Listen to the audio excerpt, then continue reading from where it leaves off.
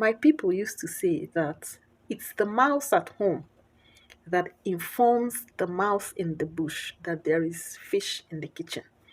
Oke nọ n'ụlọ na-agwa oke nọ n'ọfịa na azụ dị na ngịga. During the slave trade era, there were lots and lots of intertribal, interethnic, and intercommunity wars. Wars that they instigated consciously, intentionally, for no just reason, just to cause chaos that would enable them to kidnap themselves. So when they cause a war, this community will have a reason to plunder this other community, take them into captives and sell, and this other community will do the same. This was just the main purpose. So the political leaders, their leaders were the ones planning all this. They were well secure. So their citizens, their subjects were the ones suffering. They still fought over routes, the slave trade routes. Let's take, for instance, after a fight between Port Harcourt and Imo State, and they had kidnapped themselves. You know that Imo State will still pass through Port Harcourt to sell off the slaves at Port Harcourt, at the ports, because not all communities, not all states, not all countries had, seaports where slave merchants come around. So sometimes on their way to the port of exit, wars will break out again, and some captured slaves would be, freed by their owners. And this is actually where they even died the most, because after they had tied them with all the chains and all of that, if war breaks out at this situation, they are very vulnerable. So the reasons we see slaves being chained up and down is not just to avoid them from escaping themselves, but also to prevent other people from snatching them away from their trader. Most of our brothers and sisters that got kidnapped to be sold died before they even got to the ship. Because from the day the last ship leaves, these village heads, African leaders, would immediately start planning on how to, get enough slaves to sell to the next, group of Europeans that would arrive. So, take for instance, those they captured the first week would have to stay for many months, 2, 3 months, before the next ship arrives.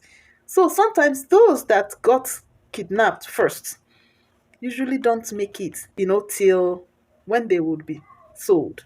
They face terrible situations. They were kept in, forests, in dungeons, in dark rooms, underground pits. They were not well fed, snake bites, heartbreak, infections, mosquito bites, starvation.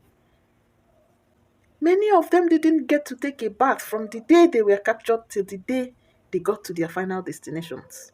Not all African slaves were shipped to the Americas or to Europe. No. Some of them were sold local, like they were kidnapped in one state and sold to the next state, or kidnapped from this country and sold to the next country. Some slaves were kidnapped for the sole purpose of serving in palaces in Africa. So they were stolen from one community and then sold to the next community. And some of them that were bought by the Europeans, they were used in the plantations in African colonies, or buy a slave from Nigeria and take the slave to Senegal. It depends on who buys you and what the person wants to use you for. So not all African slaves ended up in somewhere in Spain or in Caribbean or in, And like I said before, many of our African brothers and sisters that were sold as slaves didn't survive. The maltreatment was too much. Even by their own Africans that bought them and kept them in different palaces. Those that had the negotiations with the whites, they were living big, So they also had slaves to themselves.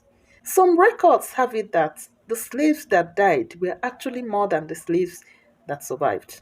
Many of them After staying in those pot factories, like dungeons and prisons where they are kept before they are sold, after staying there for so long, they still had to face that long march to the seaport on board the ship.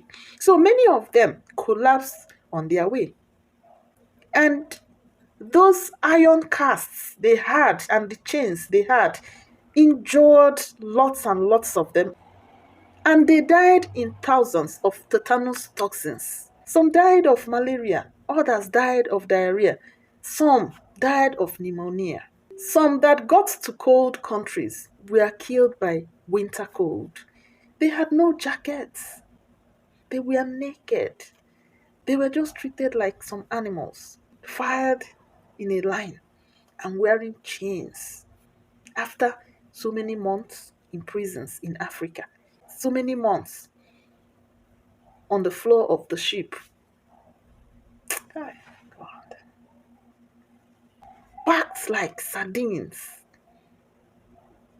eating almost nothing.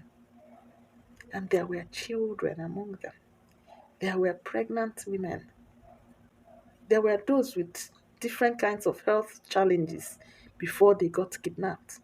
According to the records available, between 12 and 15 million Africans were shipped from Africa to the Americas. 6 million of us were sold in Arabian slave markets. And a whooping 8 million African slaves were recycled within Africa. According to a historian, Thomas Kitchen, in 1778, the Europeans were taking up to 52,000 African slaves to the Caribbean yearly. Yearly. 52,000. Rough estimate. As in the number that made it to the Caribbean, actually. I'm not talking about the ones French were taken to French West Indies. The ones the Dutch were taken to the Netherlands. We're not talking about the ones the Spanish were taken to, Spain and all of that. They were just fishing us, scooping us, fishing us, and transporting us out.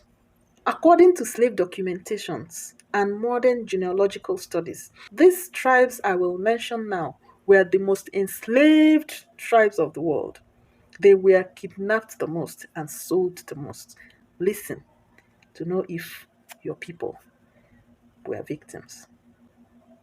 The Igbe speakers of Ghana, Togo, and Benin, the Ba Congo of Congo and Angola, the Igbos of the southeastern Nigeria, the Akan of Ghana and Ivory Coast, the Wolof of Senegal and Gambia, the Ambundu of Angola, the Yorubas of southwestern Nigeria and Benin, the Tika and Bamileke of Cameroon, the Makwa of Mozambique, and the Mande of Upper Guinea. These were the major tribes that were sold like crayfish into slavery, and the majority of them died like cockroaches even before the journey began.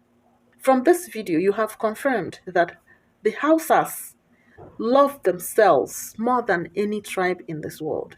While the love of money, material things, hatred, envy were busy tearing the families of other tribes of Africa in pieces in form of slave trade, the Hausas were busy protecting themselves, being their brother's keeper, loving one another, and refusing the tempting offers that the slave masters were making to them. In my next video, I will tell you what led to slave trade. My name is